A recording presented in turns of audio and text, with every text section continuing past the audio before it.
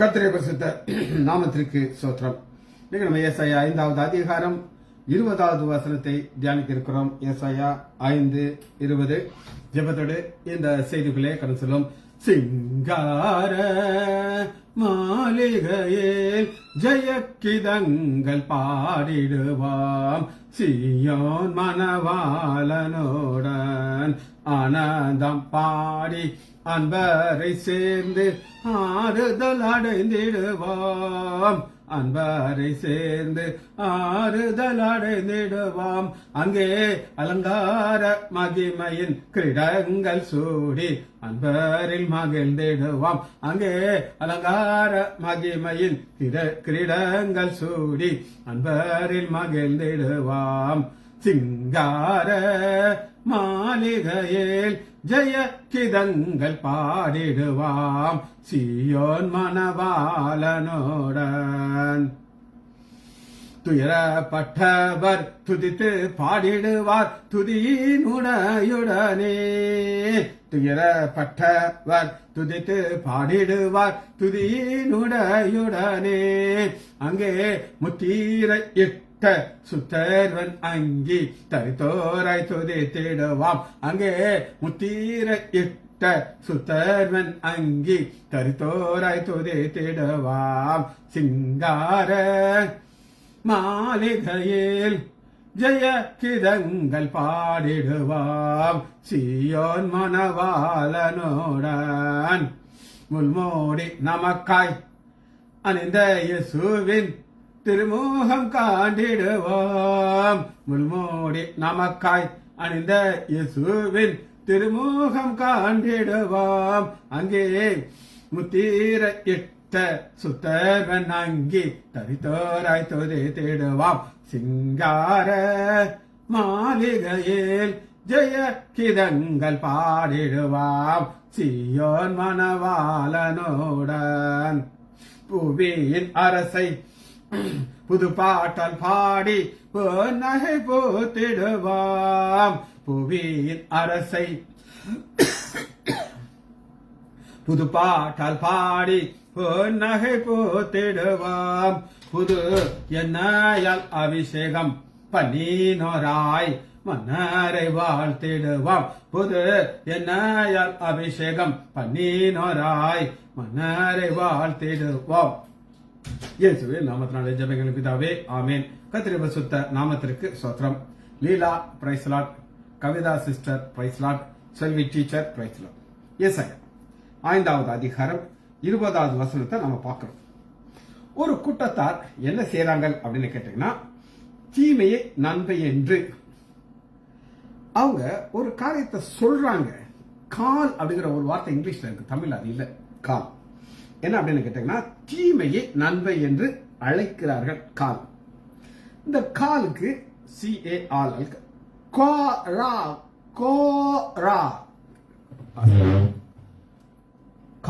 Gora, Q A மேல ஒரு கோடு, R A மேல கோடு, கோரா, கோரா கிடையாது, கோ அந்த நீட்டு வசங்க கோரா அவங்க அழைக்கிறாங்க. கால் என்ன அழைக்கிறாங்க அப்படின்னு கேட்டீங்கன்னா, நன்மையை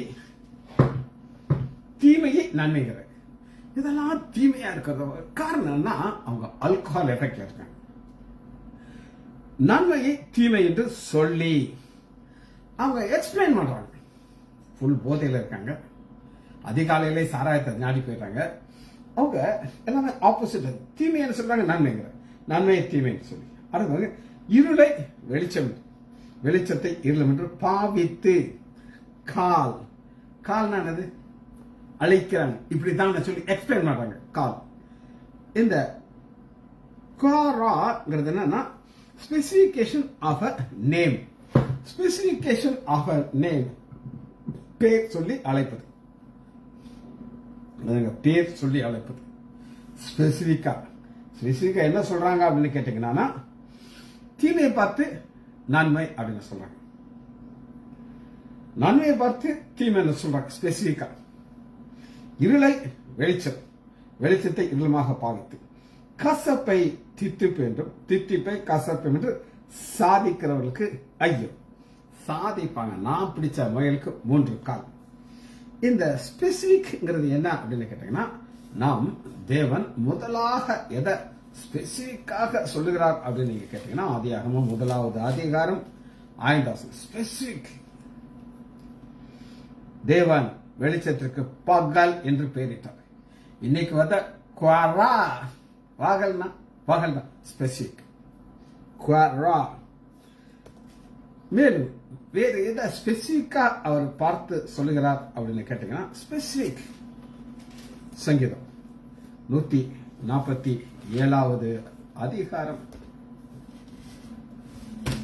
சங்கீதம் 147வது அதிகாரம் 4வது வசனம். அவர் சர்வ வல்லவர், நட்சத்திரங்களின் லக்கத்தை எண்ணி, இது கவுண்டிங், அவைகளுக்கு பேரிட்டு அழைக்கிறார். கோரா பேர், இது இந்த நட்சத்திரம், இது இந்த நட்சத்திரம், இந்த நட்சத்திரம் பேர் சொல்லி கோரா அழைக்கிறார். ஏசாயா 40வது அதிகாரம். அடுத்த குவாரா உங்களுக்கு காட்டுறேன். Quora Quora 40:26. இது கிரியேஷன் தான். உங்கள் கண்களை எடுத்து பாருங்கள், அவைகளை சிருஷ்டித்தவர் யார்? அவைகளை சேனைகளில் லக்கமிட்டவர் யார்? அவைகளை எல்லாம் பேர் பேராக அழைக்கிறார்கள். பேர் பேராக குவாரா நட்சத்திரங்களை பேர் பேராக அழைக்கிறவர் நம்முடைய ஆண்டவர். இந்த நேம்ல ஸ்பெசிபிக்ங்கிறது முதல்ல கொடுத்தது ஆண்டவர். அடுத்த ஆதாம் அதை பேர் சொல்லி அழைக்கிறார். ஆதியாகமம் 2வது அதிகாரம் 19வது வசனத்துல, தேவனாகிய கர்த்தர் வெளியின் சகலவித மிருகங்களையும் உருவாக்கி என்ன பேரிடுவான் என்று பார்க்க அவர் என்ன பேரிடுவான். ஆண்டவர் பேரிடுகிறார். பகல், இரவு, நட்சத்திரம் எல்லாத்துக்கும் பேர் போட்டார். இப்ப கிரியேஷன்ல மிருகங்கள் எல்லாத்துக்கும் பேர் போடுறது யாருன்னா ஆதாம். சரி, இது நான் உங்களுக்கு சொன்னேன் ஸ்பெசிபிக் டாஸ்க். ஸ்பெசிபிக் டாஸ்க் அப்படின்னா ஒரு குறிப்பிட்ட வேலையை செய்யறது ஸ்பெசிபிக் டாஸ்க். காலிங் ஸ்பெசிபிக்காக பேர் போடுவது. அதே இடத்துல ஸ்பெசிபிக்னா ஒரு வேலையும் ஸ்பெசிபிக் ஒன்று இருக்கு. அது என்ன நம்ம பார்ப்போம். யாத்ராகமம் 2வது அதிகாரம் 7வது வசனம். யாத்ராகமம் 2வது அதிகாரம் 7வது வசனம். யோசேப்பை அறியாத ஒரு ராஜா வருகிறார். நேற்று காலையில எங்க பாஸ்டர் ஜோ டேனியல் ஐயா ஒரு யோசேப்பு குறித்து ஒரு வெளிப்பாடு கொடுத்தார். அப்பா, எனக்கெல்லாம் தலை சுத்திருச்சு. இதுவரை நான் பார்க்க முடியாத ஒரு ஆங்கிள் சொல்லிக் கொடுத்தாரு. அது ஒரு நாள் வேலை வரும்போது நான் உங்களுக்கு அதை சொல்லிக் கொடுப்பேன். ஆனா இப்ப யோசேப்பை அறியாத ஒரு ராஜா வந்தான். வந்து கூசேன் தேசத்துல நல்லா செழிப்பா வாழ்ந்துகிட்டு இருக்காங்க. ஆனா அவர்களுக்கு இப்ப என்ன பிரச்சனை வந்துருச்சு அப்படின்னு கேட்டீங்கன்னா, இவ்வளவு நாள் செழிப்பா இருந்தாங்க, இப்ப அவங்க அடிமையாக மாறுறாங்க. அடிமையாக மாறி இப்ப இவங்களுடைய வாழ்க்கையை கசப்பாக மாற்று. இந்த கசப்பு இவங்க இனிப்ப ஸ்வீட்ட கசப்புன்னு சொல்றாங்க. ஆனா உண்மையிலேயே அவருடைய வாழ்க்கையை கசப்பா மாற்றிட்டு அவர்களுக்கு அதுல இருந்து வெளியே வர ஒரு ஸ்பெசிபிக்காக ஒரு மனிதனை உண்டு பண்ணுகிறார். யார் பார்ப்போமா? யாத்ராகமம் 2வது அதிகாரம்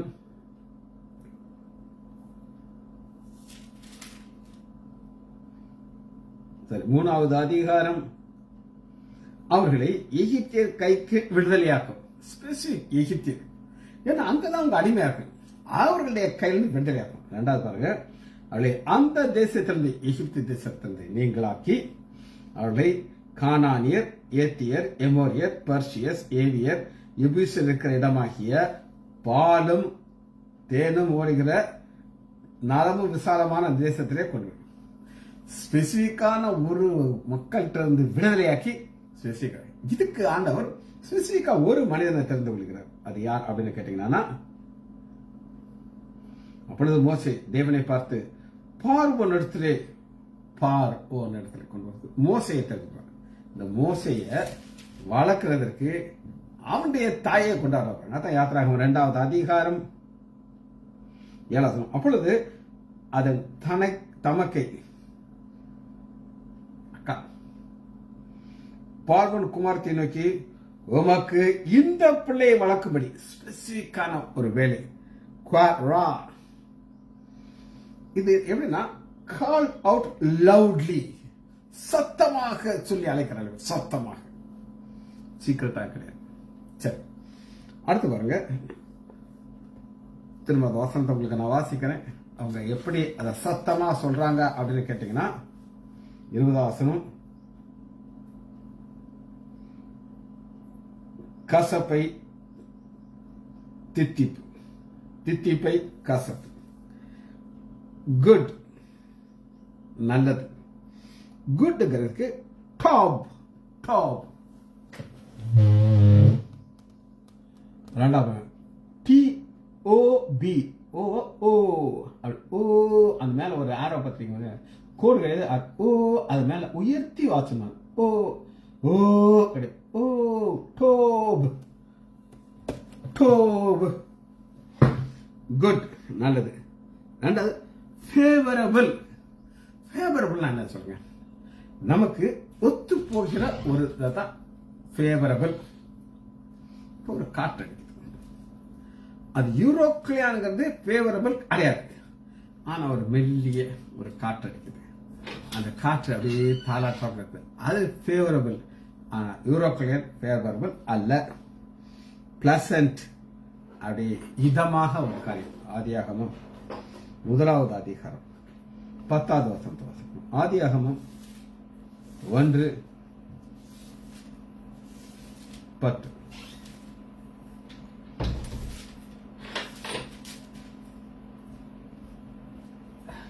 தேவன் வெட்டாந்தரைக்கு பூமி என்றும் சேர்ந்த ஜலத்திற்கு சமுத்திரம் என்று பெற்றார். தேவன் அது நல்லது என்று கண்டார். அத 12வது வசனத்துல 2 தடவை நல்லதுங்கிறார் பாருங்க. பூமியானது புல்லையும் தங்கள் ஜாதியினுடைய விதையும் பிறப்பித்து பூண்டுகளை தங்கள், தேவன் அதை நல்லது என்று கண்டார். நல்லது, அந்த நல்லது தான் குட். Dope, TOB, dope. சரி, இந்த நல்லதுல 49வது அதிகாரத்தை பார்ப்போம். அதிகாரமும் 49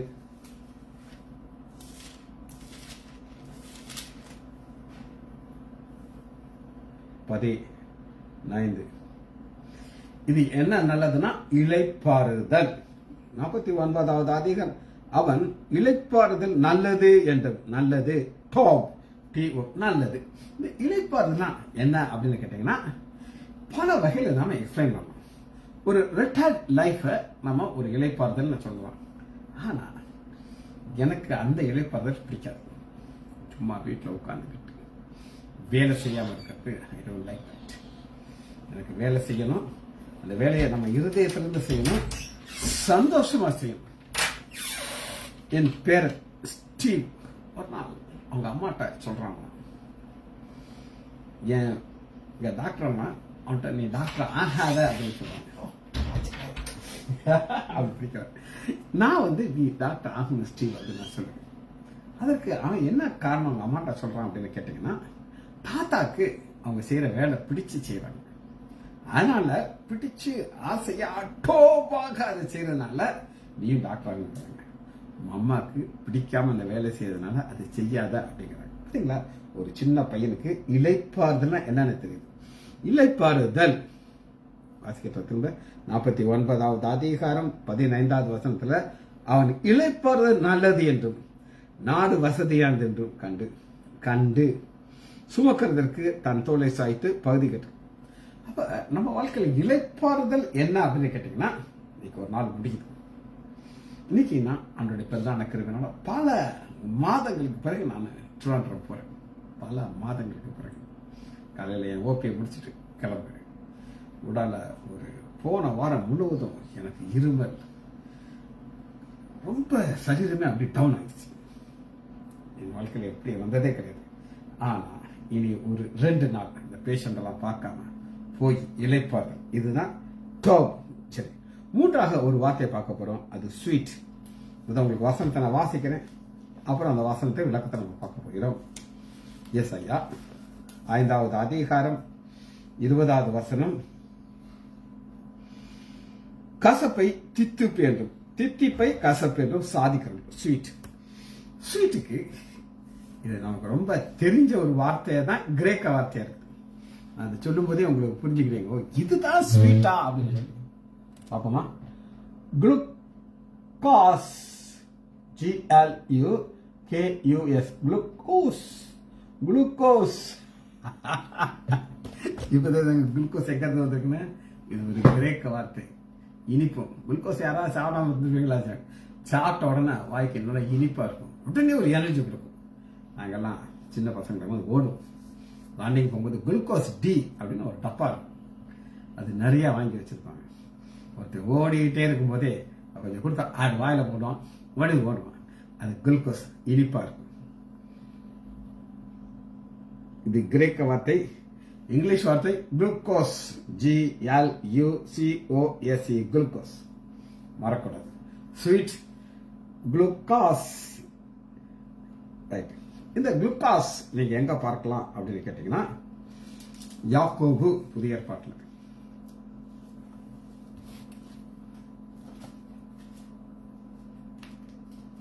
யாக்கோபு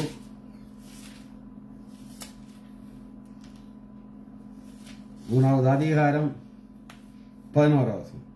ஒரே ஊற்று கண்ணிலிருந்து தித்திப்பும் கசப்பான தண்ணீர் சுரக்குமா? ஒரு கேள்வி கேட்கணும். தித்திப்பு, குளுக்கோஸ். குளுக்கோஸ், தித்திப்பும் கசப்பு. ஒரு வசனத்துல ரெண்டுமே ஆவியானவர் எழுதி வைத்திருக்கிறார். சரி, இதுல இன்னொரு காரியத்தை நான் உங்களுக்கு காமிச்சு இந்த செய்தியை முடிக்க போயிடும், லாங்குவேஜ் முடிக்க போயிடும். வெளிப்படுத்துதல் 10வது அதிகாரம் 9வது வசனம். கசப்பு, தித்திப்பு, ஒரே வசனத்தில். அப்பொழுது அவன் என்னை நோக்கி 10, நான் அந்த சிறு புத்தகத்தை தூதனுடைய கையிலிருந்து வாங்கி அதை புசித்தேன். என் வாய்க்கு அது தேனை போல குளுக்கோஸ் மாறுவது. நான் புசித்த உடனே என் வயிற்றுக்கு கசப்பாயிற்று. ரெண்டுமே ஒரு வசனத்துக்குள்ள. குட், ஸ்வீட் பார்த்தாச்சு. இப்ப நம்ம செய்திக்குள்ள போயிருக்கிறோம்.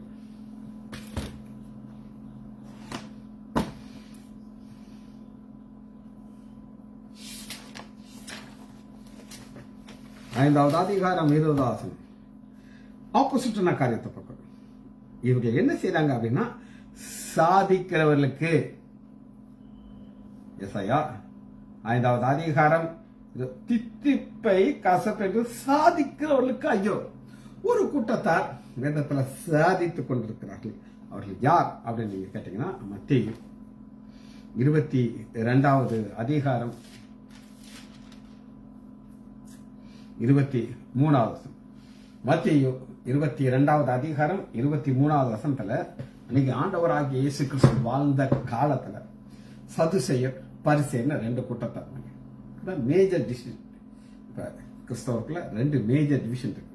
ஒன்னு கத்தோலிக்கர்கள், இன்னொன்னு சிஎஸ்ஐ. சிஎஸ்ஐக்குள்ள இந்த புரோட்டஸ்டன்ட் எல்லாம் சேர்ந்து வந்துடுறாங்க. இந்த ரெண்டு டிவிஷன் இருக்கிறாப்புல. மத்திய 22வது அதிகாரம் 23வது வசனம், உயிர்த்தெழுதல் இல்லை என்று சாதிக்கிற சதிசெயர் அண்டது. சாதிக்கிற சதிசெயர் என்ன சாதிக்கிறாங்க? உயிர்த்தெழுதல் இல்லை.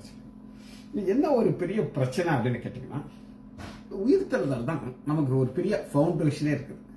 ஆனா இவங்க அது இல்லைங்கிறாங்க. அது இல்லைன்னு சொல்லியாச்சுன்னா எல்லாமே அடி வாங்கிடுவாரு. நமக்கு ஒரு நித்திய ஜீவன் கொடுக்கிறாரு. நித்திய ஜீவன் எப்ப கொடுப்பாரு? மரித்து உயிர்த்தெழுவது நித்திய ஜீவன் கிடைக்கும்.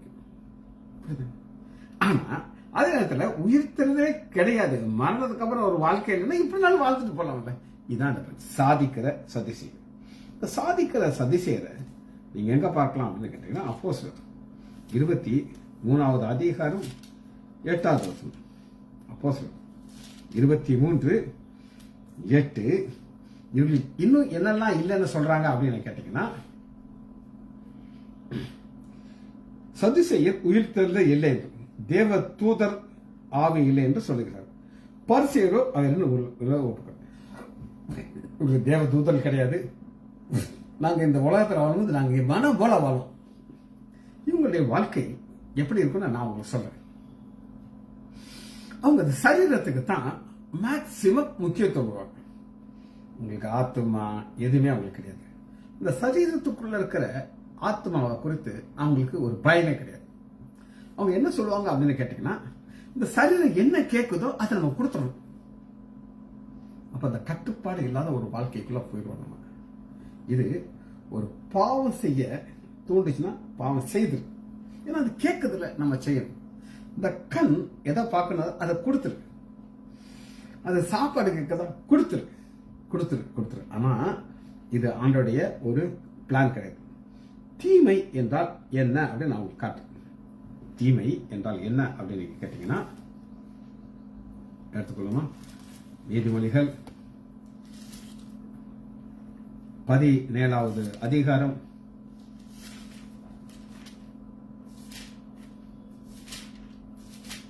17:14 துன்மார்க்கனை நீதிமான்கள் ஆக்குறதும் நீதிமானை துன்மமாக்குறதும் இவரெண்டும் கர்த்தர் காரணம். இந்த உலகத்துல 2 வகையான மக்கள் இருக்காங்க. ஒன்னு நீதிமான், துன்மார்க்கன். நீதிமான் யார் அப்படின்னு கேட்டாங்கன்னா, ஃபர்ஸ்ட் கடவுளை குறித்து ஒரு பயம் இருக்கும்.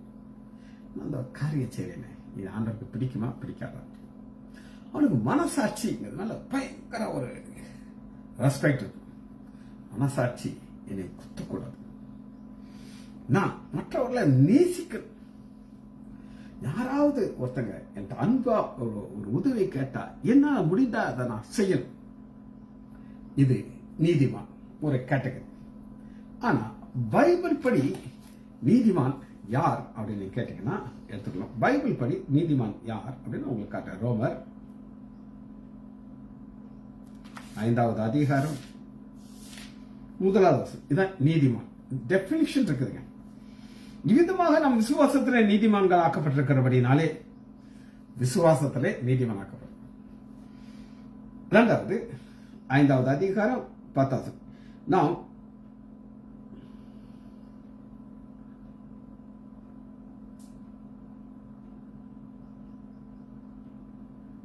ஐந்து 9 இப்படி நாம் அவருடைய ரத்தத்தினாலே நீதிமான்கள். ஃபர்ஸ்ட் விசுவாசம், 2வது ரத்தம். இது என்ன அப்படின்னு கேட்டீங்கன்னா, இயேசு எனக்காக இந்த பூமிக்கு வந்தார், நான் விசுவாசிக்கிறேன். இயேசு எனக்காக அவருடைய கடைசி ரத்தத்தை சிந்தினார், நான் விசுவாசிக்கிறேன். அந்த ரத்தம் என் பாவத்தெல்லாம் நீக்கிச்சு, நான் விசுவாசிக்கிறேன். புரியுதா? இப்ப இது புரியறதுக்கு ஒரு காரியத்தை நான் சொல்றேன். அந்த விசுவாசங்கிறது என்னன்னா நம்மளால பார்க்க முடியாது, ஆனா 100க்கு 100 நான் அதை நம்புறேன். இதுதான் நீதிமான். ஆனா அந்த நீதிமான் அவங்க என்ன செய்வாங்க அப்படின்னு கேட்டீங்கன்னா, என்ன செய்வாங்க, இவன் பாவி அப்படின்றாங்க. சரி, எரேமியா 25வது அதிகாரம் 29வது 25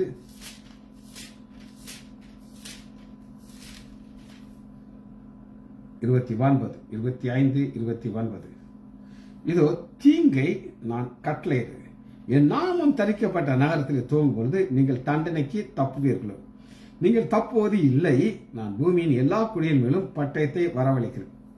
ஆண்டவர் ஒரு சிக்ஷையை அனுப்புகிறார். ஆனா நிறைய பேர் என்ன செய்ய மாட்டாங்கன்னா, இந்த பாவம் ஒண்ணு இருக்கிறத நம்பவே மாட்டாங்க. சில வருஷத்துக்கு முன்னாடி எங்க ஹாஸ்பிட்டல்ல ஃபாரின்ல இருந்து இந்த வாலிப பிள்ளைகள் வருவாங்க, ஃபாரினர்ஸ். அவங்க ஓவர்சி எஜுகேஷன் அப்படின்னு ஒரு ஸ்கீம் கீழே வந்தாங்க. அவங்க கொஞ்சம் பணம் கொடுத்து அந்த ஸ்கீம்ல வருவாங்க. எங்க ஹாஸ்பிட்டல்ல ஏற்கனவே ஒரு மாசம் இருந்து நாங்கள் என்னன்னா செய்யணும், கூட வேந்து பார்ப்போம். கூட என்னது, ஒரு இன்ச் எங்களை விட்டு வெளியே போகிறது. அந்த பிள்ளைங்க பிளாஸ்டர் போகும்போது கூட இருப்பாங்க, தியேட்டருக்கு போனால் கூட இருப்பாங்க, ஓபி பார்த்தா கூட இருப்பாங்க, அப்படி டிவிஷன் ஆகி எல்லாம் இருப்பாங்க. அதில் ஒரு வாலிப பெண் என்கிட்ட கேட்டா, நான் அந்த ப்ரேயர் ஹாலுக்கு போகிறதா அப்போ பார்த்துக்கிட்டே இருப்பான். என்கிட்ட கேட்குறா, நீங்கள் உங்கள் இவ்வளோ பிஸி ப்ராக்டிஸில் நீங்கள் ஏன் ப்ரேயர் ஹாலில் உட்காந்து உங்கள் டயத்தை வேஸ்ட் பண்ணுறீங்க அப்படின்னு அந்த பொண்ணு கேட்டான். நான் கேட்டேன், நீ இந்த பாவத்தை நம்புறியா அப்படின்னு கேட்டேன். அந்த பொண்ணு என்கிட்ட சொல்றா, sir I am science student. என்னது சயின்ஸ்? அதனால I don't believe in this sin. அது வந்து ஒரு ரிலிஜியன் வேர்டு. அந்த ரிலிஜன்லாம் எனக்கு பிடிக்காது அப்படின்னு என்கிட்ட சொன்னான். ஓ அப்படியாம்மா, இப்போ நீ நம்ப மாட்டியா பாவத்தை? நான் நம்ப மாட்டேன், ஐ டோன்ட் பிலீவ் அப்படின்னு சொன்னான். நல்ல பொண்ணு, சின்ன வயசு பொண்ணு அவருக்கு. நான் சொன்னேன், நீ நம்ம ஆஸ்பத்திரிக்கு மேல் வந்து மொட்டை மாடியில் நின்றுக்கிட்டு நீ என்ன சொல்லணும், நான் கிராவிட்டியை நம்ப மாட்டேன், புவியீர்ப்பு சக்தியை நம்ப மாட்டேன் அப்படின்னு சொல்லிட்டு மேலேருந்து நீ கீழே குதி, நீ விழவே மாட்டேன் அப்படி நான் நினைச்சேன். அதை அப்படி சார் விடாம இருப்போம். இப்போ அந்த கிராவிட்டியை பார்க்க முடியாதாம்மா, நீ தான் அதை நம்பவே மாட்டேல, குதிச்சு பாரு பார்ப்போம், செத்து போயிருவேன் அப்படின்னு. அதான் நான் ஒரு சீனியர் டாக்டர், நான் பார்க்கறதெல்லாம் நீ பார்க்குற, எத்தனை பேஷண்ட் பார்க்குறேன் நீ பார்க்குற, நான் நம்புறேன் பாவம்னு ஒன்று இருக்கு, என் ஆண்டவராகிய இயேசு கிறிஸ்து ஒருத்தர் இருக்கார், நான் நம்புறேன்.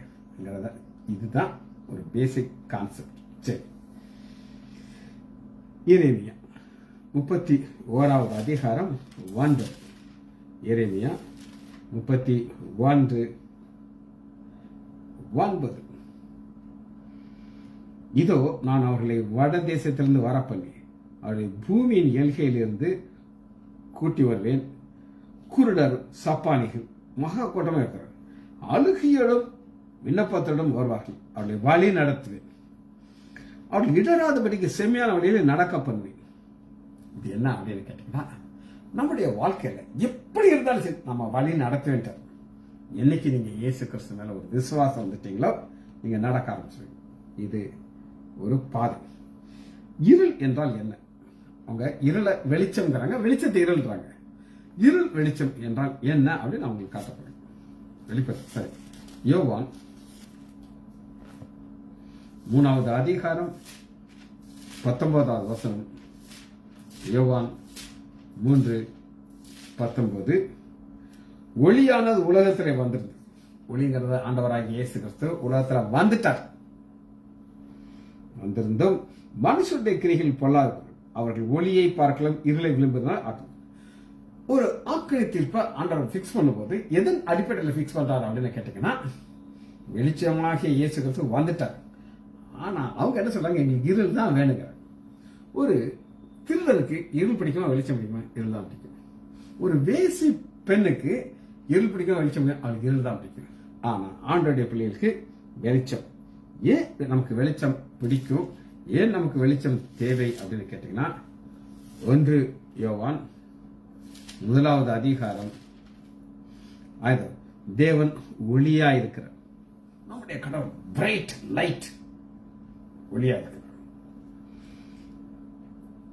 6வது, நாம் அவரோடு ஐக்கியப்பட்டோம் என்று சொல்லி இருளிலே நடக்கிறவர்களா இருந்தால் போய் சொல்லணும், ஒளியிலே நடக்கணும். அப்ப நம்மளுடைய இணைந்திருக்கிறதற்கு காரணம் நமக்கும் பிதாவாகிய தேவன் வெளிச்சத்திற்கும் வித்தியாசம் இருக்கிறது. அப்பொழுதுதான் அவருடைய குமாரனாகிய இயேசு கிறிஸ்துவின் ரத்தம் சகல பாவங்களை நீக்கி நம்மை சுத்திகரித்து நம்மளை நீதிமானாக மாற்றுகிறது. இருளை குறித்து நம்முடைய ஆண்டவராகிய இயேசு கிறிஸ்துவின் பிறப்புக்கும் இதுக்கும் பெரிய கனெக்ஷன் இருக்கு.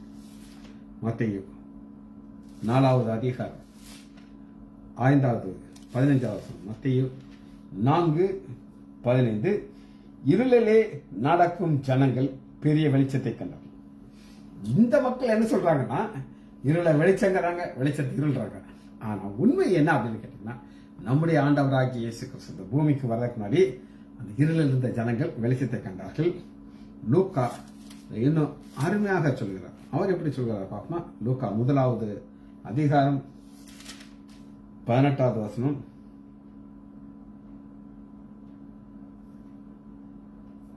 சரி, 18 78. லூக்கா 1:78. அந்தகார மரணநிலையிலே உட்கார்ந்து இருக்கிறார்கள். மத்தேயு சொல்வது நடக்கிறாங்க சொல்லி நடந்து தடை உட்கார்ந்துட்டாங்க. மரணநிலையில் உட்கார்ந்து பெரிய வெளிச்சத்தை தரும் நம்முடைய ஆண்டவராகிய இந்த பூமிக்கு வந்தார். கசப்பு என்னன்றதை பார்த்து நம்ம முடிக்க போகிறோம். கசப்பு அவங்க சொன்னேன், யாக்கோபு 1வது அதிகாரம் 11வது 1:11.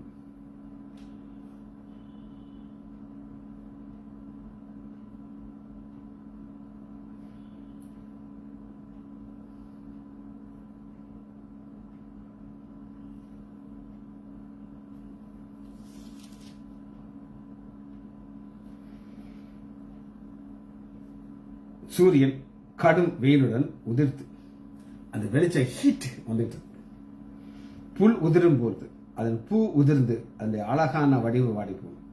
ஆதிசிவரானும் அப்படியே அழுது. சோதனை சகிக்கிற மனுஷன் பாக்கியவன். அந்த வெளிச்சங்கிற அது வந்துருச்சு. ஆனா சோதனைங்கிறது இல்லாம இருக்காது. ஆனா நமக்கு எப்பொழுதும் ஒரு சந்தோஷம் இனிப்பு கிடைக்கும் அப்படின்னு கேட்டா இப்ப கிடைக்கும் பாருங்க. அவன் உத்தமன் என்று விளங்கிய பின்பு கர்த்தர் தமிழத்திலே அன்புகிறவர்களுக்கு வாக்குத்தத்தம் பண்ணுகிற ஜீவ கிரீடத்தை பெறுவார். அந்த ஜீவ கிரீடங்கிறது என்ன அப்படின்னு கேட்டீங்கன்னா இனிப்பு, ஹாப்பினஸ். ஜெபிச்சு படிப்போமா? மகா இரக்கமும் கிருபையுமுள்ள பிதாவே, துதிக்கிறோம் ஐயா. ஒரு கூட்டத்தார் இருளை வெளிச்சம் என்கிறார்கள், கசப்பை இனிப்பு என்கிறார்கள், எல்லாம் ஒரு குழப்பமான வார்த்தையை பலிக்கிறார்கள். ஆனால் எங்களுக்கோ எங்கள் ஐக்கியம் ஒளியா இருக்கிற பிதாவோடு இருக்கிறதுக்காக நன்றி. பிள்ளைகள் ஒவ்வொருவரையும் என் ஆண்டவராகிய இயேசு கிறிஸ்துவின் நாமத்தினாலே ஆசீர்வதிக்கிறேன். இயேசுவின் நாமத்தினால் ஜெபங்களின் பிதாவே, ஆமேன், ஆமேன், ஆமேன்.